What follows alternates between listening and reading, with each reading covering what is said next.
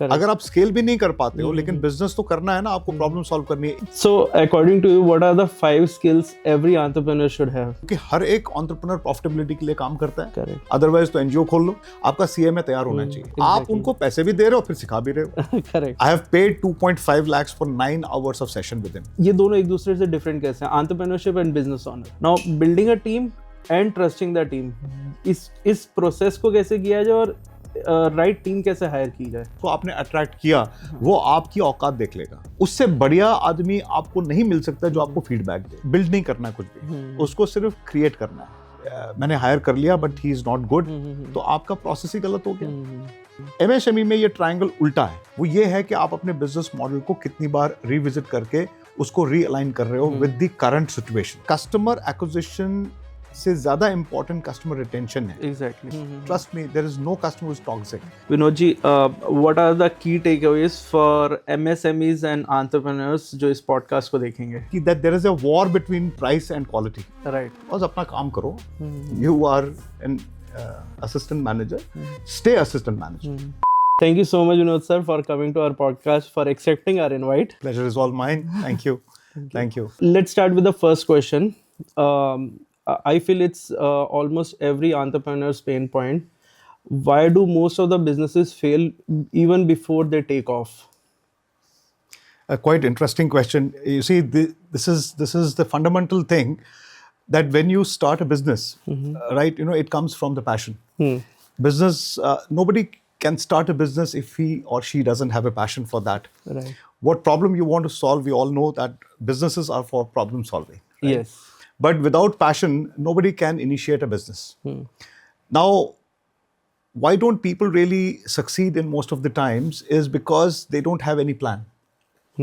Right? So, it's very important to have a plan, to have a clarity of vision, to have a clear roadmap in front of you before even starting. Right. The biggest mistake which people make is that they just get into it because they just want to get into business because they want to experience it. Right.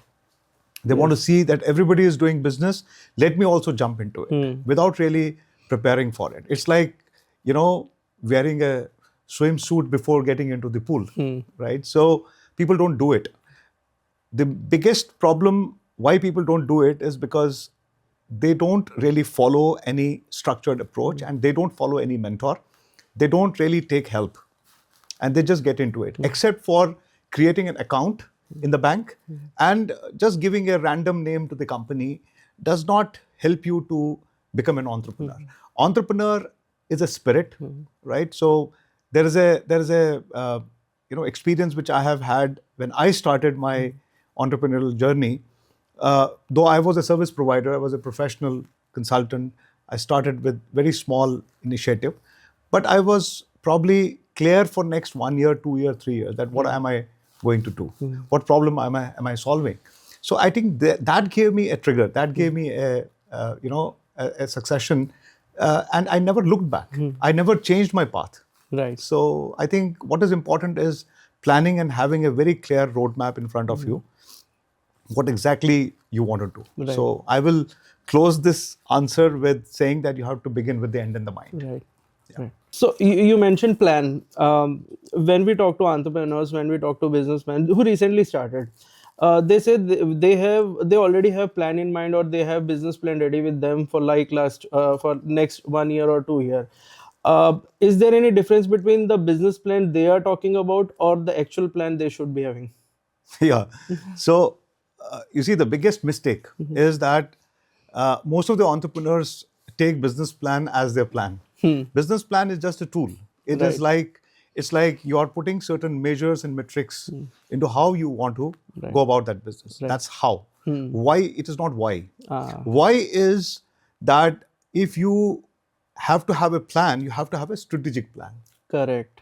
अब strategic plan क्या होता है? Strategic plan होता है कि मैं ये करूं तो करूं कैसे? ये करना कैसे है? Correct. बहुत लोग कर रहे हैं because probably you might be like you are a podcaster. Like you started your ministry of ads and then you thought that to build MOA, the podcast is the medium and is the best medium. Right. Now, it is not something which just happened. It's a very well thought of strategic plan. So that's what I'm talking about. So strategic plan और business plan में बहुत अंतर है. Right. लोग इसको नहीं देखते हैं, ये डिफरेंस को नहीं देखते हैं. वो क्या करते हैं, वो शुरू करते हैं और कहीं से वो बिजनेस प्लान ले लेते हैं बिकॉज एक बिजनेस मॉडल सोचा, उस पर एक बिजनेस प्लान बनाया, और मैं आपको ये प्रॉमिस करता हूँ कि 90% स्टार्टअप्स के पास बिजनेस प्लान भी नहीं होगा. जो कि मैंडेटरी है. Yeah, I feel if you're building a business plan, it's good to work on three things: what, why, and how. Yeah, absolutely. But you see, there is something which is your why. Right. Business तो बाद में. See, you have to differentiate between you and your business. अगर ये distinction नहीं है, अगर ये differentiation आप create नहीं कर पा रहे हो कि आप एक founder हो, आप एक creator हो, right? आपको एक business build करना है और आपको उसको scale करना है. Correct. अगर आप scale भी नहीं कर पाते हो, लेकिन business तो करना है ना, आपको problem solve करनी है. एक customer, 2 customer, 10 customer से भी आप millions of dollars कमा सकते हो. Correct. राइट. तो बिजनेस मॉडल पे डिपेंड करता है. लेकिन अगर आपके पास एक स्ट्रेटेजिक प्लान, एक विजन ही नहीं है कि आपको करना कैसे है, तो वो बिजनेस प्लान जो आप बनाओगे किसी की हेल्प से या आप कहीं से कॉपी पेस्ट करोगे, it's not going to work for you. Correct. So according to you, what are the 5 skills every entrepreneur should have? ये मैं भी ध्यान रखूंगा अपने लिए. मैं आजकल तो आपको चैट जीपीटी सब कुछ बता देता है, बट मैं आपको एक्सपीरियंस बेस्ड बताऊंगा कि सबसे पहला जो होता है वो है आपका एक जो फाउंडेशनल स्किल है, वो अडेप्टेबिलिटी है.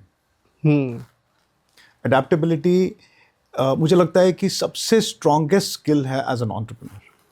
अगर आप चेंज ही नहीं कर पाते हो अपने थॉट प्रोसेस को, अपने बिजनेस मॉडल को, या जिस तरीके का प्लान आपने, जो मैंने पहले बताया प्लान, अगर एक तो होता है लार्जर प्लान कि अल्टीमेट ऑब्जेक्टिव क्या है, लेकिन अगर आप with the time, with the market, with the economic construct, with everything which is happening around you in that ecosystem, if things are changing, you bloody well have to change. Right. And if you're not changing, that means you will get stuck. So adaptability is number 1, right? Second one in that hierarchy of skill sets which you have to have is a financial skill. अगर आप finance नहीं समझ रहे हो, अगर पैसा नहीं समझते हो ना, तो आप शायद बिजनेस कर तो लोगे लेकिन नुकसान करोगे. तो कहने का मतलब है कि फाइनेंशियल स्किल का मतलब ये है कि आपको प्रॉफिटेबिलिटी, क्योंकि हर एक एंटरप्रेन्योर प्रॉफिटेबिलिटी के लिए काम करता है, अदरवाइज तो एनजीओ खोल लो. But when we talk about profitability, so it is very important to understand financial ratios. At least सारे 15 नहीं पता हो, 3 तो पता हो. एग्जैक्टली. आपका क्विक रेशो क्या है ये तो पता हो. आपको ये तो पता हो कि आपका बजट कैसे आपको एलोकेट करना है. Right. आपको कुछ बजटिंग भी है कि नहीं है, कि रेवेन्यू. अब वो बहुत सारे एंटरप्रेन्योर्स बोलते हैं कि अभी हमने रेवेन्यू स्टार्ट ही नहीं किया तो हम बजटिंग क्यों करें. बजटिंग क्यों करना चाहिए? बिल्कुल करना चाहिए. आपको पहले ही आपकी एडवांस में प्रॉफिट एंड लॉस स्टेटमेंट बना लेनी चाहिए. मान लीजिए मेरी 25-26 फाइनेंशियल ईयर की जो मेरी प्रॉफिट एंड लॉस स्टेटमेंट कैसी होगी, वो मैं एडवांस में बना सकता हूँ ना, और मैं बनाता हूँ. अगर मैं अपनी बताऊँ तो मैं last quarter of every financial year next year का मैं अपना प्रॉफिट एंड लॉस स्टेटमेंट बनाता हूँ. क्योंकि उसमें 2 ही चीजें होती हैं, एक सेल्स होती है और नीचे एक्सपेंसेस होते हैं. तो ये तो पता हो ना कि मेरे को रेवेन्यू कितना कमाना है. एग्जैक्टली. That's number 2. एक टेंटेटिव आइडिया तो मिलेगा. Tentative idea. और आप मतलब जो आपने प्लान किया और जो आपके एग्जैक्ट नंबर्स आ रहे हैं उनको कंपेयर कर सकते हो. आप कंपेयर कर सकते हो. Again it's about plan versus actual. Right. है ना. तो वो बहुत जरूरी. तो financial skill is very important. और उसको मैं फाइनेंशियल स्किल भी नहीं बोलूंगा, वो एक्यूमेन है. अब वो बहुत सारी चीजें आउटसोर्स होती है. आपने सीए को दे दिया, आपने ऑडिटर को दे दिया, वो आपकी अकाउंटिंग देख रहे हैं. वो लास्ट में आपने साल के एंड में या क्वार्टर के एंड में क्या किया उसका वो बस लेखा जोखा रख रहे हैं. But actually financial model banana, financial structure आपके पास होना, जिसको मैं बोलता हूँ अगर आपके पास सीएमए नहीं है आपके बिजनेस के लिए, चाहे आप छोटे से छोटे स्टार्टअप क्यों ना हो, आपका सीएमए तैयार होना चाहिए. CMA is credit monitoring arrangement. Right. Okay. कि अगर आपने कहीं से पैसा लिया है या किसी को पैसा देना है, उसका मैनेजमेंट का, उसका what is the structure of that. Okay. उसका अरेंजमेंट क्या है. आपका eight the end of the year आपकी बैलेंस शीट कैसे दिखेगी, वो पहले ही आप देख लो. सेल्स तो है ही है, सेल्स तो रेवेन्यू से sales, it's together, right. But at the end of the day आपकी बैलेंस शीट में 2 इंपॉर्टेंट चीजें होती हैं जो फाइनेंशियल एक्यूमेन आपको सिखाती है कि आपकी एसेट्स और लायबिलिटीज क्या बनाए आपने. राइट. आपने देखिए, जैसे बहुत सारे लोग अपने बहुत सारे बिजनेसेस को का स्टेक बेच देते हैं. वो गुडविल पे बेचते हैं। ये कोई टेंजिबल है क्या? गुडविल आपकी टेंजिबल नहीं है, बट वो एसेट है। आपने ब्रांड कैसा बनाया, आपकी ब्रांड की वैल्यूएशन क्या है जो आप सिखाते हो, है ना?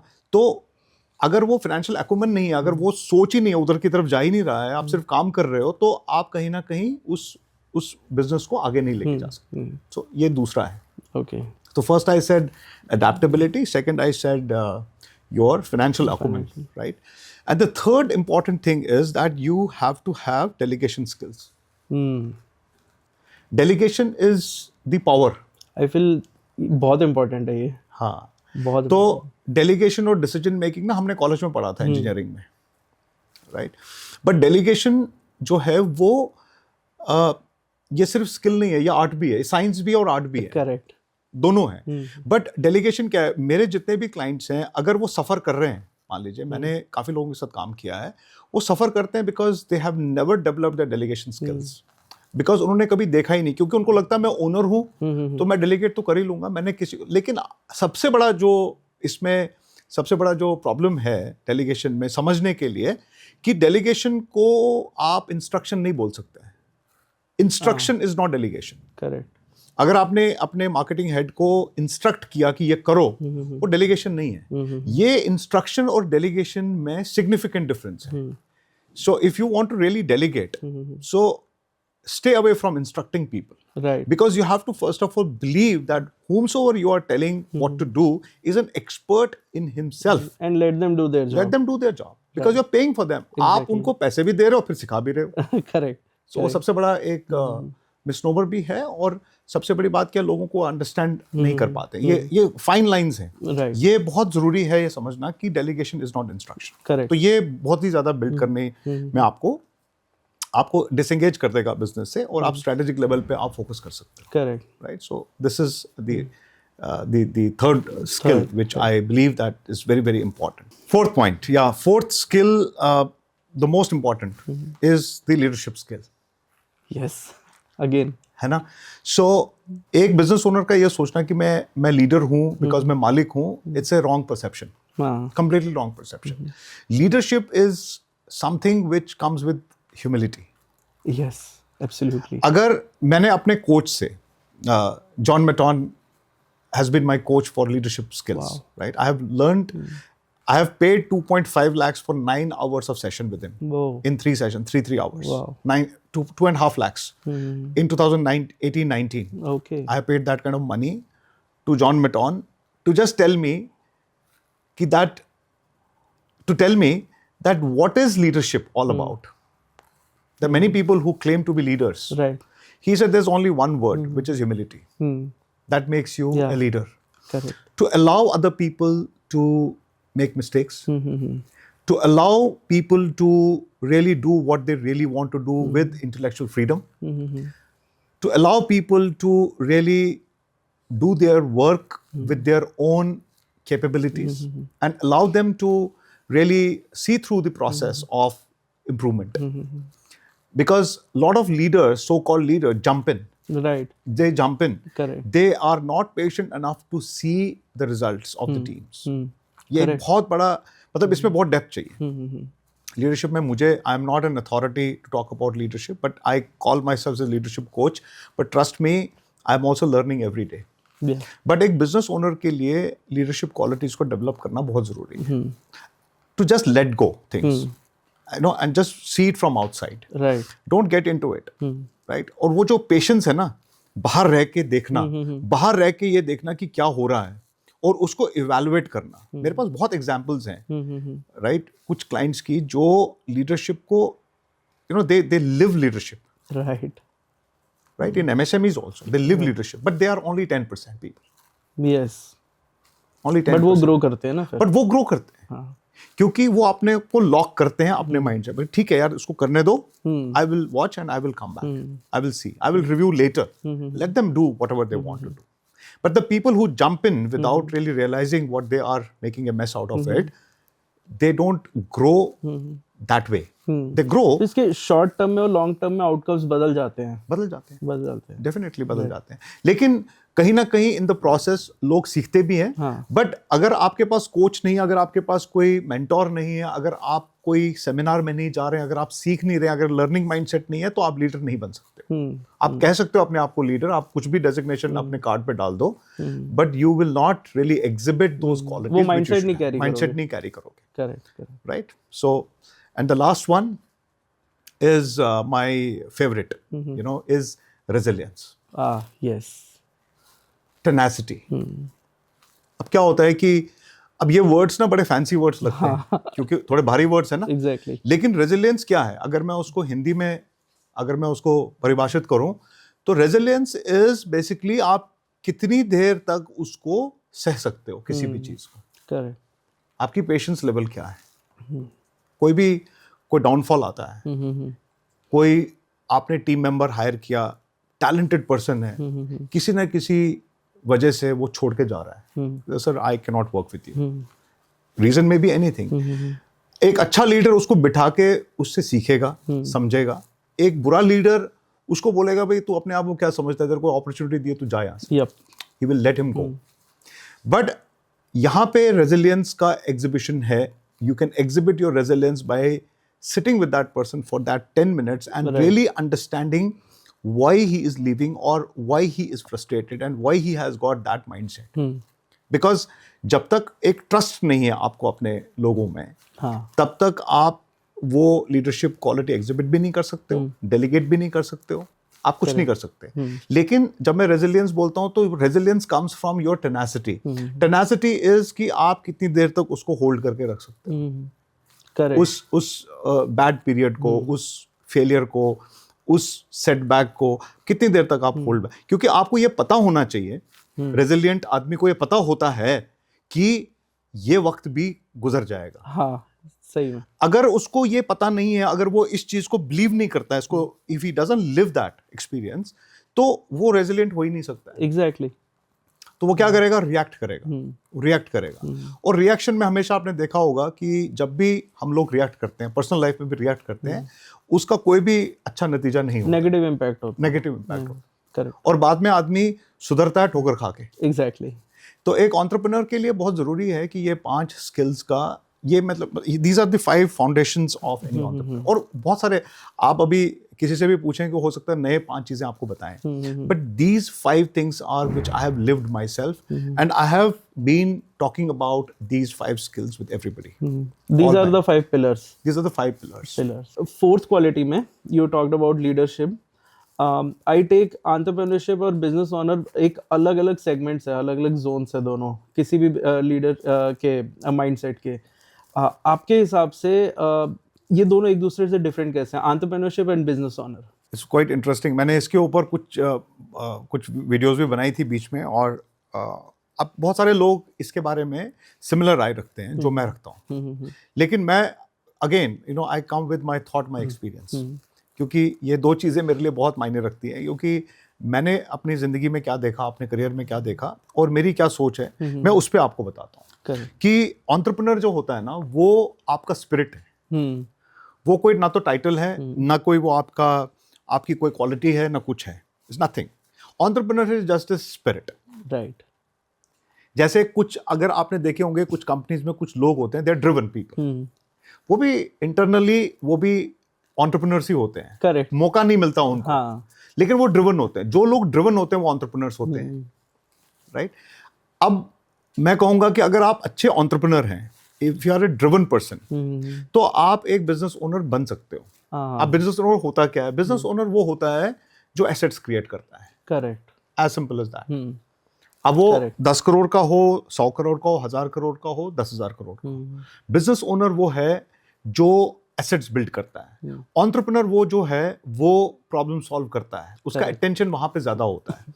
बिजनेस ओनर भी प्रॉब्लम सॉल्व करता है, ऐसी बात नहीं है, वो भी अपने तरीके से करता है, बट कहीं ना कहीं उसकी डेस्टिनी ऐसी होती है कि उसकी एस्पिरेशंस बहुत बड़ी होती है। वो बोलता है कि नहीं, मेरे को 100 करोड़ का वैल्यूएशन करवाना है, या मेरे को उस लेवल पे कंपनी को लेके जाना है। Correct. जब वो उस लेवल पे पहुंच जाता है तो वो एक बिजनेस ओनर कहलाता है, क्योंकि अब उसके पास इतना पैसा है, he is a rich man. So business owner is somebody who is rich. Entrepreneur is the one who is rich with his all those 5 qualities. Aspiring to be rich. Aspire to be rich, and who is actually there out to really help solve problems. He may be a service provider, may be a manufacturer, he may be a retailer, he may be anybody for that matter. तो आप देखेंगे कि सब business owners entrepreneurs नहीं होते हैं, हाँ, लेकिन सब entrepreneurs businessmen बन सकते हैं। This is the so that means business owner का जो path है वो entrepreneurship है। entrepreneurship है, Right. exactly. लेकिन अगर कोई business owner businessman बनता है या business woman बनती है तो वो अगर entrepreneur नहीं है तो वो भी एक गलत होगा बोलना, बट वो जो स्पिरिट है ना, वो स्पिरिट फिर एग्जिबिट भी होना चाहिए। Exactly. तो जो आपने बहुत सारे एग्जांपल्स देखी होंगी, बहुत बड़े बिजनेसमैन रहे हैं, right, who have really messed it up at the and. Correct. 20 साल 30 साल काम किया, उसके बाद सब कुछ लुट गया, everything is gone. Correct. Why? Because they were more greedy, they had different value system. जो एंटरप्रेन्योर का वैल्यू सिस्टम होता है, वो जरूरी नहीं है कि एंटरप्रेन्योर का जो वैल्यू सिस्टम है वो जरूरी नहीं है कि वो बिजनेस ओनर का भी वैल्यू सिस्टम हो। It all depends on your values and value system which you are living your life by. That's the whole difference. वो वैल्यू सिस्टम के लिए ये पिलर्स है हमारे, जो क्वालिटीज, ये 5 क्वालिटी जो मैंने आपको बोला, जो 5 स्किल्स है, वो होना बहुत जरूरी है। Correct. So for an entrepreneur और business owner, building a team is, I feel, the biggest challenge. Building the right team is the biggest challenge. Now, building a team and trusting the team, इस process को कैसे किया जाए और right team कैसे higher की जाए? Okay, सो मुझे लगता है कि बिजनेस ओनर का या एंटरप्रेन्योर का या किसी भी फाउंडर का सबसे पहला काम यही होना चाहिए, क्योंकि अगर उसके पास टीम नहीं है और एक अच्छी टीम नहीं है तो वो बिजनेस को स्केल नहीं कर सकता है, उसको मैनेज भी नहीं कर सकता, अकेले तो नहीं कर सकता है। Otherwise you are a solopreneur, you are not an entrepreneur. Though solopreneurs are also entrepreneurs, but solopreneur फिर उसको स्केल नहीं कर पाता है, क्योंकि अकेले वो कितना काम करेंगे, है तो 24 hours he, 24 hours he. But कुछ पर्सनल ब्रांड्स है सोलोप्रेन्योरशिप में जो कि बहुत काम करते हैं, बट वो हम यहाँ पे डिस्कस नहीं कर रहे हैं। सो टीम को कैसे बिल्ड किया जाए या टीम को कैसे हायर किया जाए, तो सबसे पहले मैं ये कहूँगा कि टीम को हायर करने से पहले हम ये बोलें कि टीम आप कैसे अट्रैक्ट कर पाएंगे, टैलेंट को कैसे अट्रैक्ट करें, how to attract the talent. क्योंकि anybody coming to your organization, what you will do is you will experiment with people, right, and then you will fall flat on your nose, because लोग आएंगे लोग जाएंगे if you don't get the right person. Yeah, correct. So right person का मतलब ये है कि you have to first of all again strategically think and plan what kind of people do you want, what sort of people do you want. सबसे पहला चीज आपको ये देखनी चाहिए कि कुछ ऐसे लोग जो अपने काम में उस्ताद हैं, they should be highly skilled people in their own category of their department or function. तो आपने उनको अट्रैक्ट कैसे करना है, Correct. फिर आपने उनको प्रोफेशनली ऑनबोर्ड कैसे करना है। राइट, यहाँ पे सब मिसमैनेज्ड है, स्पेशली अगर मैं MSME की बात करूँ। Onboarding is very unorganised, is very unprofessional. Onboarding का मतलब ये है कि आपने अट्रैक्ट किया, आपने आइडेंटिफाई किया, आपने बोला कि भाई ठीक है, अब ये this is the person I am going to hire, right, marketing head, marketing manager और सेल्स पर्सन और प्रोडक्शन गाय और रिटेल मैनेजर और whomsoever। क्योंकि आप कुछ क्वालिटीज देखेंगे उसमें, आपने अट्रैक्ट किया, आपके पास 10 CVs आए, आपने 2 शॉर्टलिस्ट किया और 1 को सिलेक्ट किया, correct, right, you are done with that process. फिर ऑनबोर्डिंग का प्रोसेस कैसे है? Onboarding is a very critical process, क्योंकि वहां पे उस आदमी को जिसको आपने अट्रैक्ट किया, वो आपकी औकात देख लेगा कि आपको उसको ऑनबोर्ड कैसे किया जा रहा है। नाउ यहाँ पे सबसे बड़ी प्रॉब्लम क्या है कि चाहे वो 30,000, 40,000, 50,000 का आदमी है, चाहे वो 5 लाख का आदमी है, ऑनबोर्डिंग सबके लिए एक जैसी है और कोई प्रोसेस ही नहीं है। तो onboarding has to be professionally done, that means induction has to be done. उसको आते ही काम मत पकड़ा दो, be little resilient, have some patience, give him at least 7 days to 10 days to really absorb the atmosphere. हो सकता है he may be someone who may give you a wonderful feedback about your Right, entire right, organization right. because he's fresh person, he is new to your organization. उससे बढ़िया आदमी आपको नहीं मिल सकता जो आपको फीडबैक दे, उसकी बात But सुने. most of the entrepreneurs, I've seen that, I mean, we talk to entrepreneurs, हमने देखा है कि फीडबैक नहीं लेते. Entrepreneurs फीडबैक नहीं लेना चाहते. नहीं, वो डरते हैं ना. हाँ, डरते भी हैं, plus they think this is their business, this is their baby, no one knows better than them. But improvisations तो कर सकते हैं ना. वो कहाँ से आएगी? हाँ, वो तो फीडबैक से आएगा. वो लीडरशिप से आएगी. हाँ, क्योंकि अगर ह्यूमिलिटी नहीं है सुनने की, तो अगर आपको हमेशा ये लगता है कि ये मैंने बनाया है, तो फिर आप बनाते रहिए. तो फिर कोई आदमी Why do you आपके need साथ, people then? Why do you need people? You have, ये तो अपने अंदर आपको सेल्फ बिलीफ होना चाहिए ना कि ये आपकी कंपनी है. वो बताने की जरूरत क्या है? एग्जैक्टली. आप हायर कर रहे हो, ये अपने आप में एक प्रमाण है कि आप ओनर हैं. क्योंकि एक गले पे जो बैठने वाला एक ग्रोसरी शॉप ओनर जो गले पे बैठता है, अगर वो 3 हेल्पर रखता है, तो उसको उन हेल्पर से प्यार से काम करने में तकलीफ क्या है? एग्जैक्टली. उसको हमेशा डांट के बात करनी है. अब उसको लगता है कि नहीं, इनको तो ऐसे ही काम करवाते हैं. ये सबसे बड़ा एक हमारे कल्चर में, स्पेशली इन आवर कंट्री, ये सबसे बड़ा एक, और यही ट्रांसमिट हुआ है हमारे इंडस्ट्री में भी ये कल्चर. करेक्ट. मैं इसको कोई नाम नहीं देना चाहता हूँ अभी, I don't want to taboo it, but ये कल्चर है कि एक आदमी के साथ, उसके साथ कैसे बात की जाए. आपको उसको नीचा दिखा के बात करने की जरूरत नहीं है. Exactly. Respect that person, because उसको अपना घर चला रहे हो, और आप, you should be thankful to God that you have been given an opportunity to help him to run his household. Exactly. ये क्यों नहीं लोग समझते हैं, पहली बात. दूसरा, जब आपने बोला कि हम कैसे उनको बिल्ड करें, तो एंटरप्रेन्योर को बिल्ड नहीं करना कुछ भी, उसको सिर्फ क्रिएट करना है. ओके. बिल्ड नहीं करना है. बिल्ड लोग करेंगे अपने आप. आपने सिर्फ अपने 9 रत्न, 5 रत्न, 4 रत्न अपने ढूंढने हैं. Right. You have to identify those gems whom you believe that yeah, these are the people who are good people. हम कोई स्किल सेट की बात ही नहीं कर रहे हैं. Right. सबसे पहले एक आदमी ऐसा होना चाहिए जो लॉयल भी नहीं चाहिए. राइट. हमें चाहिए कमिटेड आदमी. राइट. जो आपकी बात को समझे और उसको अपने तरीके से प्लान करके चलाए. तो आपने एक कोर टीम डेवलप करनी है. इन अ शॉर्ट अगर हम कहें तो पैशनेटली ड्रिवन होने चाहिए. पैशनेटली ड्रिवन होने चाहिए. राइट. अगर वो पैशनेटली ड्रिवन है, उनसे कुछ क्वेश्चंस ही तो पूछने, उनसे फीडबैक लेना है. Exactly. आपको समझ में आ जाएगा. इतना तो एंटरप्रेन्योर समझता ही है कि लोगों को कैसे. हाँ, ये है कि पीपल स्किल्स में टाइम लगता है कुछ लोगों को. It takes them time to really understand who is what. Exactly. But you have to first of all understand one thing, that if you have shortlisted somebody, if you have qualified somebody कि ठीक है भाई, आपको मैं offer letter दे रहा हूँ, अब आप ऑन बोर्ड भी हो गए, अब आपने 4 दिन से आप काम कर रहे हो, लेकिन 4 दिन के बाद आपका रवैया उसकी तरफ बिल्कुल चेंज हो जाता है. हाँ, ये होता है. ठीक है. तो आपने फिर क्या किया? आपने अपने ही सिस्टम में आपने ये बोला कि मैंने हायर कर लिया but he is not good, तो आपका प्रोसेस ही गलत हो गया. राइट. तो इसमें मैं काफ़ी सालों से मैं 3E मॉडल की बात करता हूँ. Once you have these 10 or 5 or depending on the size of your organization, you have these core team members, right? So these may be your department heads. Ideally speaking, these are all department heads or people who are driven and who can actually well coordinate everything. Correct. There are 3 things which you need to understand as an entrepreneur. You have to first of all educate them. Right. Educate का मतलब क्या है कि आपको कोई उसको पढ़ाना नहीं है, उसको आपको बताना है कि आपका विजन क्या है, आपके ऑब्जेक्टिव्स क्या, आपके गोल्स क्या है as a business owner. Correct. Right. बड़े कॉर्पोरेट्स में ये कौन बोलता है? ये सीईओ बोलता है. Correct. या वाइस प्रेसिडेंट बोलता है. यहाँ पे एमएसएमई में आप बोलेंगे. आपने उनके साथ बैठना है, अपनी कोर टीम को बुलाना है और आपने उनको एडुकेट करना है ऑन सर्टेन पॉलिसीज. वो पॉलिसीज उसको बताने वाला एचआर वाला है. आपको कुछ मैनेज नहीं करना, आपको कुछ बिल्ड नहीं करना है, आपको सिर्फ कम्युनिकेट करना है very clearly that what is my target, what is my goal, why I am doing this business and what is their contribution going to be. आपने उनको एडुकेट किया और फिर नीचे प्रोसेस में उनकी एजुकेशन प्रोसेस चलता रहेगा, जिसको हम ट्रेनिंग एंड डेवलपमेंट भी बोलते हैं. राइट. दूसरा जो है इस पिरामिड के सेकंड में, वो है एम्पावरमेंट.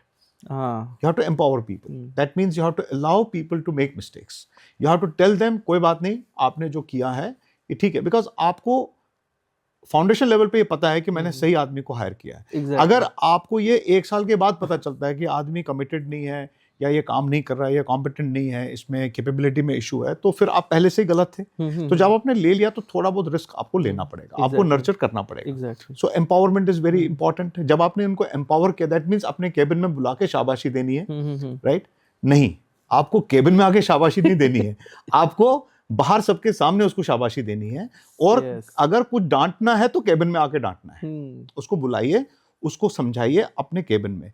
लेकिन अगर उसको अप्रिशिएट करना है तो उसको बाहर सबके सामने अप्रिशिएट कीजिए। ये एक बहुत बड़ी इंपॉर्टेंट चीज है। तो एम्पावरमेंट होगी, उसको भी लगेगा कि boss is with me, owner is with me, right? और जैसे आप ये करेंगे तो आपका जो सेकंड लाइन ऑफ कमांड आपने ये क्रिएट किया है 10 लोगों का, 5 लोगों का, ये नीचे भी लोगों को वैसे ही बिहेव करेंगे, वैसे ही ट्रीट करेंगे, because they are your reflection. आपके वैल्यू सिस्टम नीचे ड्राइव डाउन होंगे, करेक्ट है ना? तो ये बहुत जरूरी है। और जो लास्ट है, जो टिप ऑफ द आइसबर्ग, इस ट्राइंगल का जो सबसे ऊपर है वो है enforcement. Enforcing certain policies, systems, processes, काम करवाना, KRAs करवाना, वो ऊपर है। अगर ये फाउंडेशन एजुकेशन का नहीं है और एम्पावरमेंट का नहीं है तो आप कुछ भी एनफोर्स नहीं करवा सकते। करेक्ट। इसीलिए प्रोडक्टिविटी इश्यूज आती हैं, वो एग्जीक्यूट भी नहीं होगा प्रॉपर्ली, इसीलिए प्रोडक्टिविटी कम होती है ना, क्योंकि जब वो फाउंडेशन ही हिला हुआ है तो लोगों की प्रोडक्टिविटी कैसे होती है? 60% टाइम तो गप्पे मारते रहते हैं क्योंकि उनको क्लैरिटी नहीं है। आपने क्लैरिटी दी नहीं, ना तो एजुकेट किया, ना कोई सिस्टम बताया, ना कुछ बताया कि गोल्स क्या, ना टारगेट्स दिए। अब गोल के बगैर आप क्या अचीव करना चाहते हो? और अगर ये दो, मतलब आपने एजुकेट किया, एम्पावर किया, उसके बाद भी काम नहीं हो रहा, फिर नहीं, उसके बाद भी काम नहीं हुआ तो फिर परफॉर्मेंस इवैल्यूएशन बताएगा ना कि कौन ऊपर है, कौन नीचे है। और अगर वो रेगुलरली उसकी पुअर परफॉर्मेंस है तो there is a way out. तो एंट्री के बाद एग्जिट ही तो होता है, हायर एंड फायर होता है। नहीं, हायर एंड फायर नहीं मैं बोलूंगा, एंट्री और एग्जिट है। एंट्री और there has to be an exit system. हम फायर नहीं कर रहे हैं किसी को, हम बोल रहे हैं कि भैया जो आएगा काम करेगा, प्रॉस्पर होगा, जो नहीं होगा वो उस कर्व में नीचे जाके एग्जिट हो जाएगा। Let system take care of that, don't throw anybody out, let system throw everybody out. अगर जो पुअर परफॉर्मर्स है, ये वही बात है कि आज at this age how many kilometers can I run at a consistent speed? 5 kilometre per hour की स्पीड पे मैं कितनी देर, कितना किलोमीटर भाग सकता हूँ? 5 किलोमीटर भाग सकता हूँ, 4 किलोमीटर भाग, 3 किलोमीटर भाग सकता हूँ। That depends on my health condition. तो आप इसको इस तरीके से देखिए कि अगर लोग जा रहे हैं या परफॉर्म नहीं कर रहे हैं या वो आप रिटेन नहीं कर पा रहे हो, ये आपकी ऑर्गेनाइजेशनल परफॉर्मेंस है, या आपकी हेल्थ ऑफ द ऑर्गेनाइजेशन है। जिस दिन एंटरप्रेन्योर ने ये समझ लिया कि यार मेरी कंपनी में प्रॉब्लम है, किसी इंडिविजुअल में प्रॉब्लम नहीं है। You know, there is a saying that systems don't fail, people fail but systems don't fail. Correct. So ऐसा नहीं है कि अगर सिस्टम स्ट्रांग है, अगर पॉलिसीज हैं तो आप वो एनफोर्स करवा सकते हो। ये जो ट्रायंगल जो मैंने आपको बोला, educate, empower and enforce, MSME में ये ट्रायंगल उल्टा है। अच्छा, इट्स एन रिवर्स ट्रायंगल कि सबसे पहले आते ही काम पे लगा दो, एनफोर्स करवा दो, भाई काम करना है। अभी आपने उसको कुछ क्लैरिटी नहीं दी, तो क्या होगा कि वो 1 हफ्ते के बाद लॉस्ट केस है। एग्जैक्टली।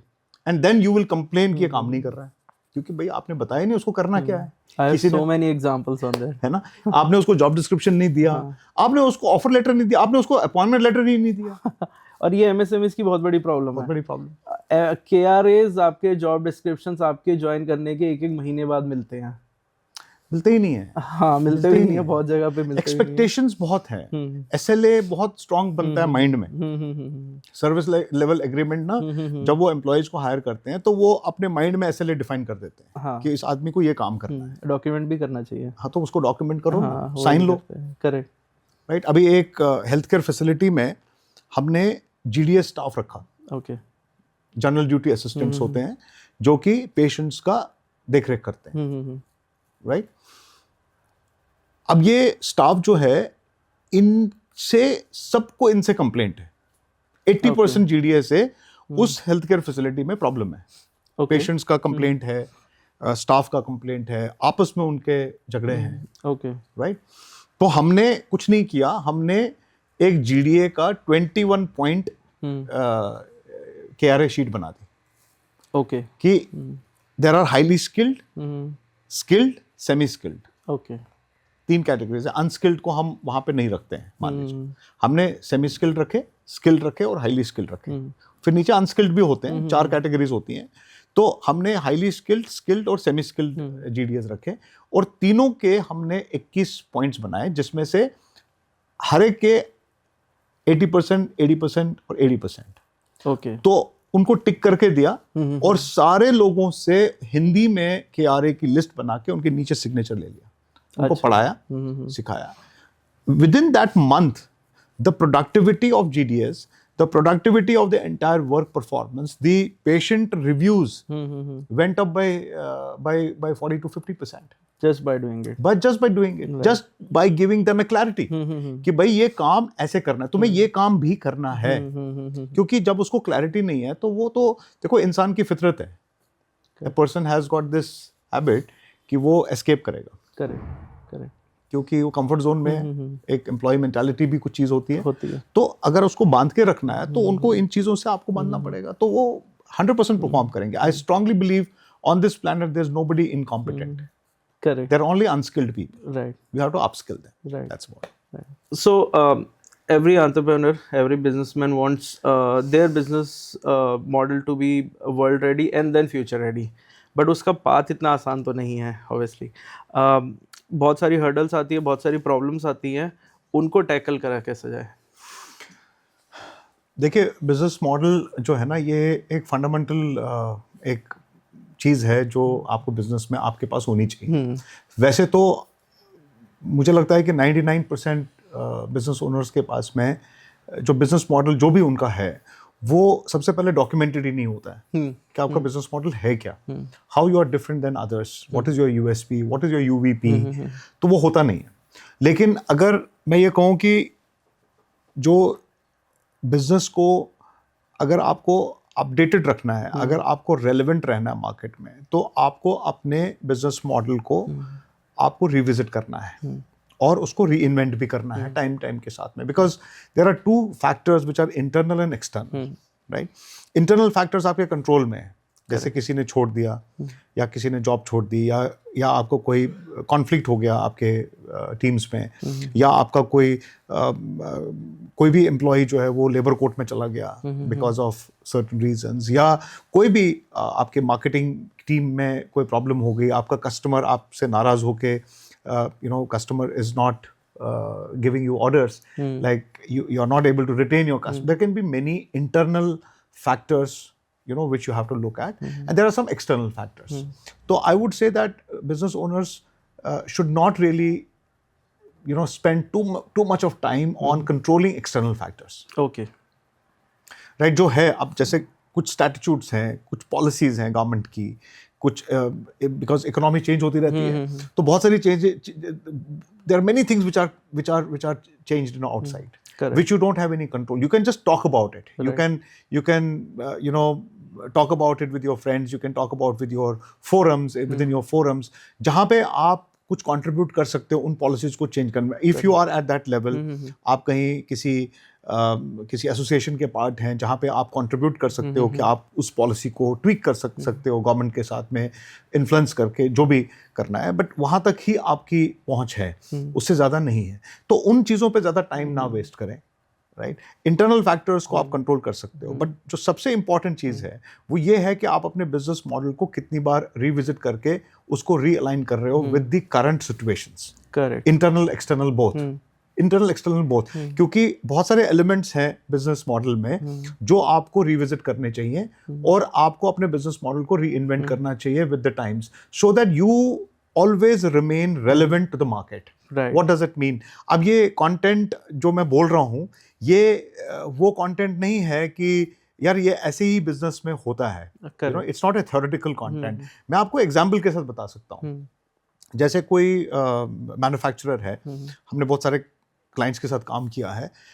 अब they were doing a certain kind of business, like वो डिस्ट्रीब्यूटर नेटवर्क में थे, मैन्युफैक्चरर एंड डिस्ट्रीब्यूटर नेटवर्क में बिजनेस मॉडल है, right, and they are into consumer products, okay, right, manufacturing and then selling it through the distributor network across India, right. So अब ये वाला जो model है ये चल रहा था, बट बीच में ऐसा टाइम आया कि इनके डिस्ट्रीब्यूटर्स इनसे माल नहीं लेते थे। अच्छा, ओके, ठीक है, प्रॉब्लम आई, अब ये प्रॉब्लम क्या है, ये इंटरनल है कि एक्सटर्नल? ये एक्सटर्नल प्रॉब्लम है, क्योंकि उनको एक अच्छी डील मिल रही थी और ये लोग उनको कैप्चर नहीं कर पा रहे थे, because they were thinking that कि ये डिस्ट्रीब्यूटर हैं, पुराने हैं, तो हमसे माल क्यों नहीं लेंगे, हमसे क्यों नहीं प्रोडक्ट्स लेंगे।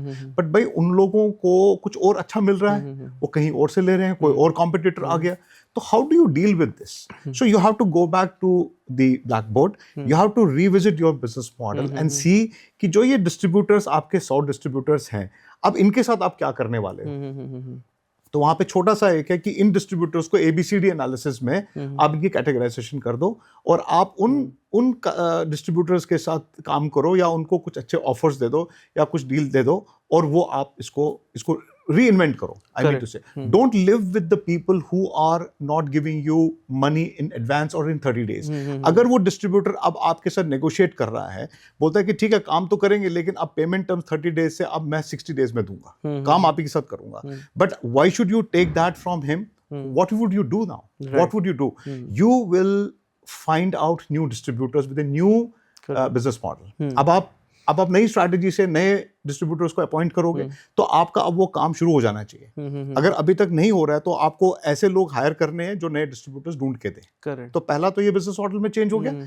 दूसरा चेंज ये करना है कि अब ATL BTL आपको ब्रांडिंग करनी है। अब आपको उन डिस्ट्रीब्यूटर जो नए आ रहे हैं, उनको आपको ऐसा कुछ देना है जो आपके साथ अट्रैक्ट हो और आपके साथ काम करें। तो जैसे ही इस टाइप की ऑर्गेनाइजेशन जब इन बिजनेस मॉडल की ट्वीकिंग करते हैं, सो देन वो बढ़ते हैं। तो उसमें एक और एलिमेंट उन्होंने जोड़ा कि चलिए हम साथ में, ये ट्रेडिशनल डिस्ट्रीब्यूशन तो था, तो can we just, because strategically हमने उनको बोला कि can you do e-commerce also, क्योंकि वो ट्रेंड चल रहा है। तो उन्होंने वो इनिशिएट किया, right, and then they progressed in that. तो आपके पास एक रेवेन्यू मॉडल बिल्ड हो गया। बाय द टाइम वो डिस्ट्रीब्यूटर जो चले गए, उसके साथ में पैरेलली आपने कुछ और बिल्ड कर दिया। So coming back to business model, तो इंटरनल एक्सटर्नल फैक्टर्स को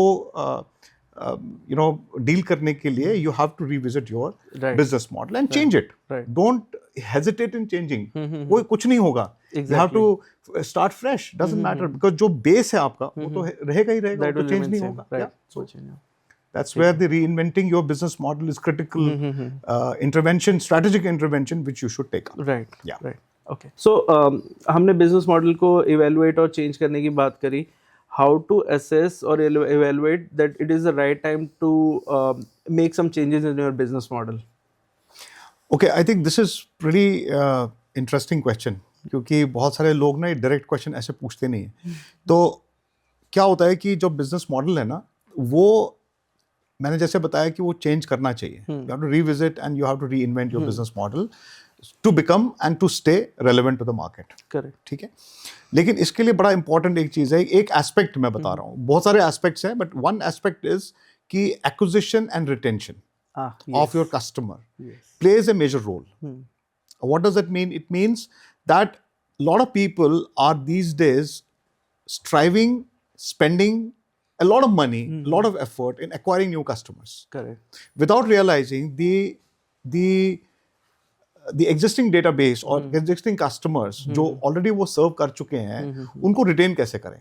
Right. क्योंकि acquisition is more expensive than retention, but there are very few people who have a fire inside to ensure to retain the customer. क्योंकि देखिए कोई customer है, वो आपसे जो प्रोडक्ट ले रहा है, अब उसने ले लिया है, एक फ्रिज ले लिया, मान लीजिए कैलविनेटर का किसी ने, उसने ले लिया, वो 10 साल उसको रखेगा, वो दोबारा आपसे क्यों लेगा? वो तब लेगा जब कैलविनेटर के पास और भी प्रोडक्ट्स होंगे। एग्जैक्टली। अगर प्रोडक्ट्स नहीं होंगे तो वो फिर LG का ले लेगा, वो फिर कैलविनेटर का क्यों लेगा? क्योंकि कैलविनेटर वो दूसरा प्रोडक्ट जो उसको चाहिए अपने कंफर्ट के लिए वो है ही नहीं। So point I am trying to drive here is that customer acquisition से ज्यादा इंपॉर्टेंट कस्टमर रिटेंशन है। Exactly. And what will help you to reinvent your business model is to get into the market research. Right. अगर market research, अगर आपकी marketing team को आपने एक KRA दे दिया कि भाई हर 6 महीने में मार्केट रिसर्च करना है, राइट, बिकॉज जो होता ही नहीं है, आप एक्सटर्नल एजेंसी को हायर करते हैं। आजकल तो AI से और ज्यादा आसान हो गया है। करेक्ट। कि आप अपना टैम सैम सॉम सब समझ सकते हो क्या है, करेक्ट, बट आपके पास एटलीस्ट कुछ तो इन्फ्लुएंसेस होंगी ना, कुछ डिसीजंस लेने के लिए, कुछ इनसाइट्स तो मिलेंगी कि भाई क्या मार्केट है, आपका मार्केट का साइज क्या है, आपको किस टारगेट मार्केट टीजी को कैसे हिट करना है, कहाँ से टीजी उठाना है। करेक्ट, तो मैं तो ये सारी एग्जांपल्स अपनी बिजनेस में अपने, जैसे for example we are a consulting company, we cater to all kinds of industries, but Right. my niche is mid-size companies, correct, 10 crore to 100 crore. मेरा प्ले ग्राउंड वही है, क्योंकि मुझे ये लगता है कि वहां पे मैं ज्यादा इम्पैक्ट कर पाऊंगा। मैं 5 करोड़ से 10 करोड़ की कंपनी में ज्यादा इम्पैक्ट कर पाऊंगा बनिस्बत के कि मैं 500 करोड़ की कंपनी में काम करूं। जबकि मैं 5000 करोड़ की कंपनी ग्रुप के साथ भी जब काम करता हूं तो मुझे वहां पे भी बहुत सेटिस्फेक्शन मिलती है, बिकॉज वहां पे कुछ ना कुछ तो ट्रांसफॉर्म कर देते हैं। राइट, बट जो इम्पैक्ट एक होती है ट्रांसफॉर्मेशन से तो अगर एज ए बिजनेस ओनर और as a company, as a business, if you want to really impact your customer, अगर आपने उनकी लाइफ को इम्पैक्ट करना है, अगर उनकी बिजनेस को इम्पैक्ट करना है, या उनके पर्सनल लाइफ में कंफर्ट लाना है, तो आपको अपने बिजनेस मॉडल को चेंज करना पड़ेगा to keep relevant and to keep not only surviving but to keep thriving in your business. Correct, तो market research is a tool for that. उसमें अगर आपने सिर्फ टैम देख लिया, आपने ज्यादा कुछ नहीं देखना है, आप टोटल एड्रेसेबल मार्केट अगर आप इवेलुएट करोगे और आपको ये समझ में आएगा कि उस एरिया में, अगर आप मान लीजिए मैं एक हेल्थ केयर फैसिलिटी की बात कर रहा हूँ, वो एक हॉस्पिटल है, उसके जो पेशेंट्स हैं पिछले 40 साल से एक विसिनिटी के आ रहे हैं, दिल्ली से कोई पेशेंट नहीं आएगा क्योंकि वो दिल्ली से 40 किलोमीटर दूर है, तो वो अपनी विसिनिटी में लोगों को लेगा। लेकिन क्या वो सब लोग, जो टोटल एड्रेसेबल मार्केट है, क्या वो सब इस हॉस्पिटल में आ रहा है? नहीं। इनके पास उस मार्केट का सिर्फ 10 से 12% लोग आ रहे हैं। एग्जैक्टली, ये उन्होंने अपनी एक्सपीरियंस से किया। पर जैसे ही आप सिस्टम या एक लगाओगे, आप मार्केटिंग का एक रिसर्च करोगे और आप ये देखोगे कि आप ने अगर सेकेंडरी रिसर्च भी किया, मैं प्राइमरी तो बहुत एक्सपेंसिव हो जाता है, करेक्ट, सेकेंडरी रिसर्च किया तो you will get to know, और वहां से फिर आप इन्फ्लुएंस लेके अपने बिजनेस मॉडल में चेंज ला सकते हैं। And you will start categorising कि कौन सा सेगमेंट है मेरे पास, कौन सा नहीं है, कौन सा नहीं है, एंड जो सेगमेंट नहीं है आप उस पे काम कर सकते हो फिर उसके साथ। या तो प्रोडक्ट सर्विस डिजाइन करोगे, नया लेके आओगे, या आप रेवेन्यू स्ट्रीम नहीं क्रिएट करोगे with the same customer. Exactly, same customer, मान लीजिए मेरा कोई कस्टमर है जिसने मेरे से मान लीजिए एक सर्विस ली, मान लीजिए HR रिलेटेड, अब उसको बिजनेस की ग्रोथ की स्ट्रैटेजी भी चाहिए, तो मेरे वो कस्टमर ज्यादा रिटेन करना, ज्यादा उसके साथ एक रिलेशनशिप बिल्ड करना ज्यादा इंपॉर्टेंट है कि वो आगे भी मेरे को काम दे, बिकॉज उसका जो फाउंडेशनल वर्क है, जो उसके साथ एक रिलेशनशिप है, जो उसकी मुझे समझ है उस इंडस्ट्री की या उस पर्टिकुलर कस्टमर की, वो मुझे 10 टाइम्स ज्यादा है बनिस्बत कि मैं नया कस्टमर लेके आऊं। एग्जैक्टली, ऐसे ही सिमिलरली जैसे प्रॉपर्टी इंस्पेक्शन जो है ना इंडिया में बूमिंग सेक्टर है, correct, with in the real estate बहुत रैपिडली एक्सपेंड कर रहा है, बट अकॉर्डिंग टू मतलब एक दो फाउंडर्स को मैं जानता हूँ, अकॉर्डिंग टू देम आज अगर उन्होंने किसी ने उनसे सर्विस ली, देन उसके बाद नेक्स्ट 10 ईयर्स उनको सर्विस की जरूरत नहीं है। इट्स नॉट लाइक दैट, आपको उसमें रेवेन्यू मॉडल्स और भी खोल सकते हो, ठीक है, with the same customer, exactly with the same customer. आप सब्सक्रिप्शन बेस्ड मॉडल पे जा सकते हो कि आप ईयरली हमसे करवाओ, या ऐसे इस तरीके से बहुत रेवेन्यू मॉडल्स खोले जा सकते हैं, बट उसके लिए मार्केट रिसर्च करनी पड़ेगी, तभी जाके समझ में आएगा कि एग्जैक्टली क्या रेवेन्यू मॉडल्स ओपन हो सकते हैं वहाँ पे। सो आई वुड स्ट्रांगली सजेस्ट, जो भी ये पॉडकास्ट देखेंगे, अगर MSME फाउंडर्स देख रहे हैं, स्टार्टअप फाउंडर्स देख रहे हैं, कि आप थोड़ा सा टाइम लगाएं अपनी टीम में जो मार्केटिंग के लोग हैं उनको आप थोड़ा आप मार्केट रिसर्च का भी ज्ञान दें, और उनको बोलें कि मार्केट रिसर्च भी अपने जॉब डिस्क्रिप्शन का पार्ट बनाए, अपने KRA का पार्ट बनाए, और कंपनी में कंटिन्यूअस लेवल पे Exactly, you know market research होते रहना चाहिए। I feel a baseline of any marketing strategy is marketing research. Absolutely. आप I mean don't do extensive market research initially, but start doing it, मतलब to like 10%, 15%, 20% start doing it, so that you start understanding कि आपके market की requirement क्या है, और आप अपने आप को, अपने बिजनेस मॉडल को, अपने प्रोडक्ट या सर्विस को वहाँ फिट कैसे कर सकते हो।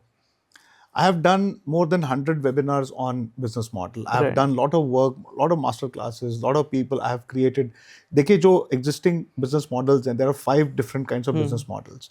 बट जो सबसे फेमस है, मैं बोलता हूँ कि भाई आप उसी को देख के करो, बट एटलीस्ट जब वो आपके पास टेम्पलेट आपको मिल गई, जिसको हम BMC बोलते हैं, जिसको हम बिजनेस मॉडल कैनवस बोलते हैं, बट उस बिजनेस मॉडल कैनवस को आप अपनी बिजनेस के लिए बनाओ, आप अपने चार्ट लगाओ, अपनी टीम को बिठाओ और वहां पे 2 घंटे का सेशन करो और देखो कि एक एक एलिमेंट के ऊपर अगर आपने काम करना शुरू कर दिया तो you will realise something will unfold in the existing market with the existing customer base, and there the acquisition will become more stronger, retention will become more stronger, despite the fact that yes you should acquire new customers because आपको नए customers भी चाहिए, but आप जो existing customers हैं उनको आप retain करने के लिए strategy बनाइए, उनको कैसे retain करें वो थोड़ा सा tough है, वो कंफर्ट जोन के बाहर का काम है। Exactly. लेकिन अभी I was coming to that only क्योंकि this is a part of education. This is a part of education. And ये ना करके entrepreneurs enforcement में घुस जाते हैं। हाँ, और देखिए अगर आप ये नहीं कर रहे हो ना, that means आप resilient नहीं हो, आपने छोड़ दिया। छोड़ना तो बड़ा आसान है, पकड़ के रखना बड़ा मुश्किल है। Exactly. वहां पे रेजिलियंस का स्किल आता है कि भाई ये कस्टमर अगर नाराज है, अब कुछ लोग बोलते हैं नाराज है, is a bad customer. Lot of people these days throw this They thing, blame customers. That ki don't work with toxic customers. Trust me, there is no customer who is toxic. Correct. It is how you have built a rapport with them. Exactly. वो आपके साथ इसलिए toxic है क्योंकि उनको value नहीं मिल रही है बस। अगर उनको वैल्यू मिल रही है तो वो कभी भी टॉक्सिक नहीं है। और अगर वो कभी कभी आपको कुछ बोल भी देते हैं तो बी हम्बल टू एक्सेप्ट कि वो भी ठीक हो सकते हैं। Exactly. मैं भी गलत कर सकता हूँ, मैंने भी गलत प्रोडक्ट बनाया होगा, मेरी भी पैकेजिंग में प्रॉब्लम होगी, हो सकती है। आज इतने सारे ई कॉमर्स प्लेटफॉर्म है, आपको कोई चीज पसंद नहीं आती, आप वापस भेज देते हो। करेक्ट। तो वो फाउंडर क्या मतलब आत्महत्या करेगा? करेक्ट। आप समझो ना कि उसको उसके पास रिटर्न कितना आता है, और अगर मार्केट से रिटर्न आ रहा है वो क्योंकि बिजनेस मॉडल का पार्ट है। आप ये इमेजिन करो कि उसने क्या सोच के बिजनेस मॉडल बनाया होगा कि रिटर्न करेगा, जब तक वो खुश नहीं होगा कस्टमर, जब तक उसको पसंद नहीं आएगी चीज, तब तक वो आदान प्रदान चलता रहेगा। करेक्ट। पैसे डेबिट हो रहे हैं, क्रेडिट हो रहे हैं, डेबिट हो रहे हैं, क्रेडिट हो रहे हैं। Exactly. और हो सकता है वो कस्टमर ना भी आए क्योंकि आपने वो पैकेजिंग में ध्यान ही नहीं दिया। Exactly. आपने डब्बे में कुछ और डाल के दे दिया। तो गलती तो आपकी है ना, तो उसको भी तो एक्सेप्ट करो। Exactly. So that is where the business model reinvention is critical to the whole process. Correct. Vinod ji, what are the key takeaways for MSMEs and entrepreneurs जो इस पॉडकास्ट को देखेंगे? मैं तो एक ही चीज बोलूंगा कि keep learning, keep watching, keep watching the correct and right content. YouTube है, पॉडकास्ट हैं, आजकल बहुत कुछ है।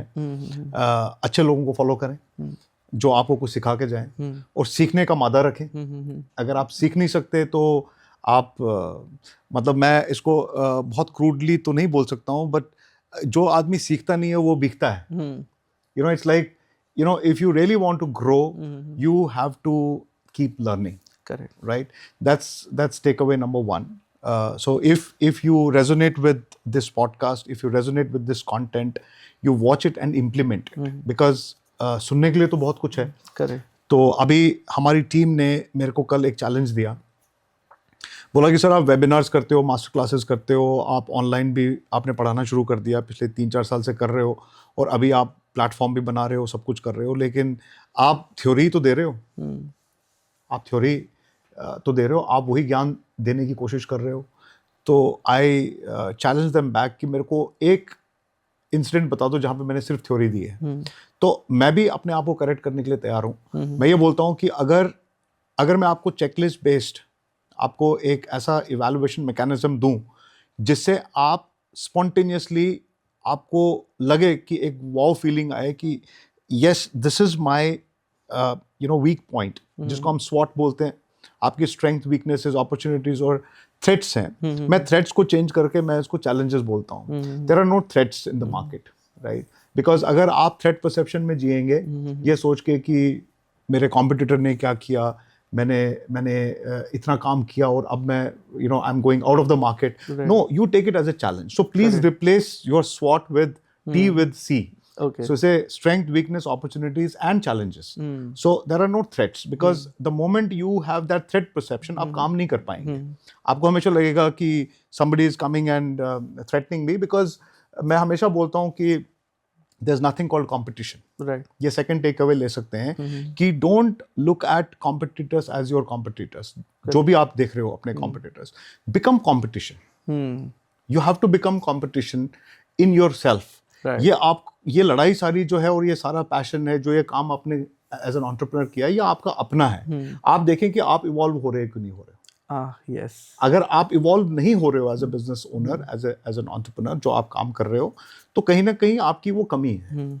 और इसके लिए learning is one, second is you have to actually forget about competition, comparison, अपनी जर्नी को देखिए और अपने को बिल्ड कीजिए और देखिए कि turnover wise, profitability wise, system wise, culture wise, you know, your team wise, market wise, your TG wise, acquisition wise, retention wise, these are measures. Right. अगर ये इम्प्रूव हो रहे हैं, ये सारे मेट्रिक्स इम्प्रूव हो रहे हैं, तो आप बिजनेस में आगे बढ़ रहे हैं। अगर ये मेट्रिक्स आपको दिख नहीं रहे हैं, अगर ये डैशबोर्ड नहीं है आपके पास, और if you cannot measure, you cannot improve. Right. That's what we believe, and Right. that's what we know. Quality में, because I'm a quality, I started my career as a quality assurance consultant. तो जब मैं quality बोलता हूँ, तो quality हम बोलते हैं ना यार, इसकी क्वालिटी ऑफ लाइफ बहुत अच्छी है। What is quality of life? Quality of life is that you have a certain benchmark, you have a certain standard.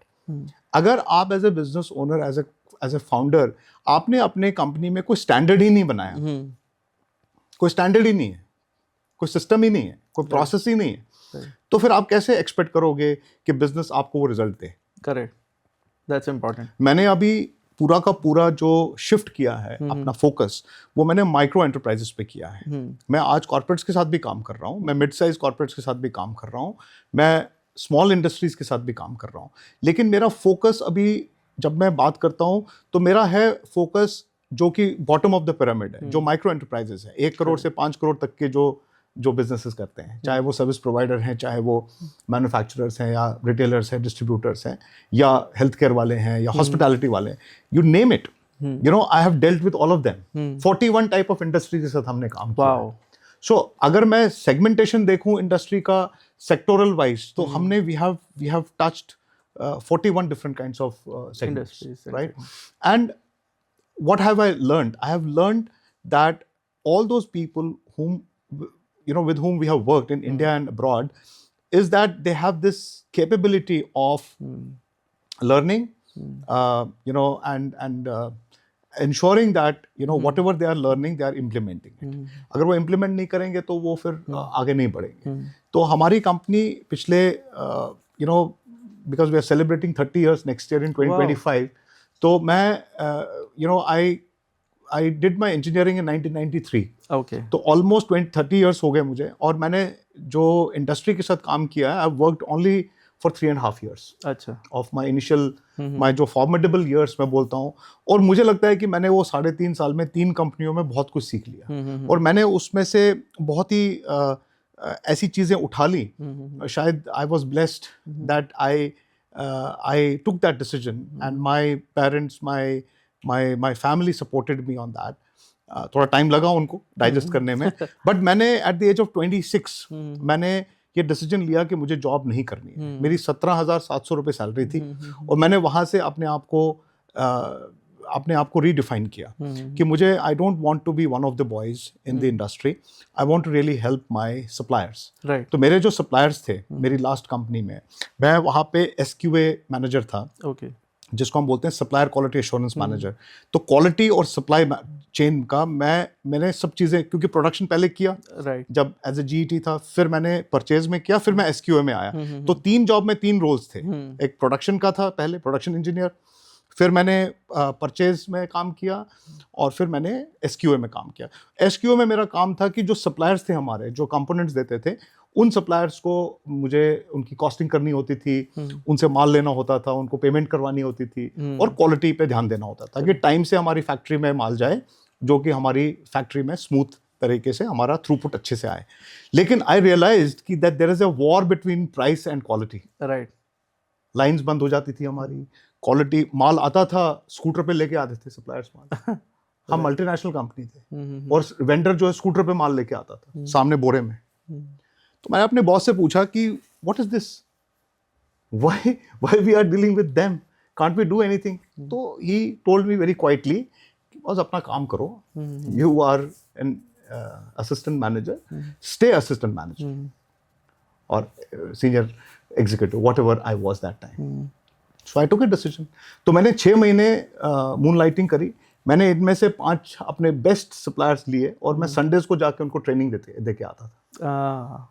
That's how it started. That's how it started. फिर मैं अपने boss को before and after की pictures दिखाता था.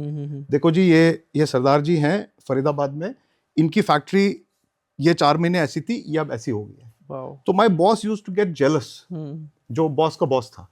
So यार ये क्या करके आ रहे हो तुम, ये किसने बोला तुम्हें करने के लिए? So that became my passion. वहां से मैंने लेआउट उनका चेंज करना, उनको फिर एसक्यू, जिसको हम SQC, statistical quality control, I used to do with my own hands. Wow.